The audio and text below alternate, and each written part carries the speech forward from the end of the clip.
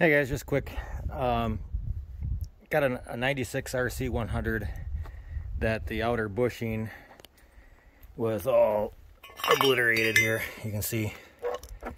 And found out there was really no videos out there for repairing this thing that I could find for that outer bushing. So I just wanted to show everybody what I ended up doing.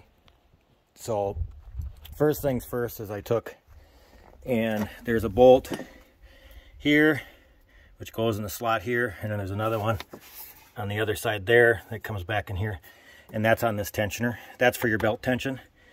You need to first take the tension off of that, get that all the way up. So your slider bolt, I actually had to take the slider bolt that slides in that slot, I had to take that out to get it far enough for this plate to pass this slide. And then to get the plate off, you can take, what I did is I took the bushing off from the plate. These four here, these four bolts, take those out.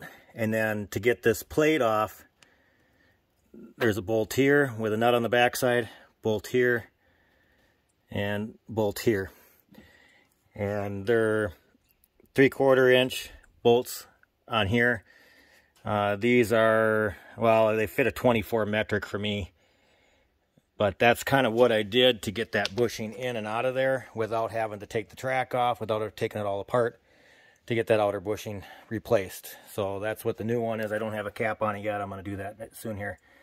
But that takes care of that. So if you got anything, questions, feel free to reach out to me. But I wanted to share that since I could not figure out find a video that told me how to do it. So I just kind of figured it out on my own. Again, it's a 96 ASV RC100. Thanks, guys.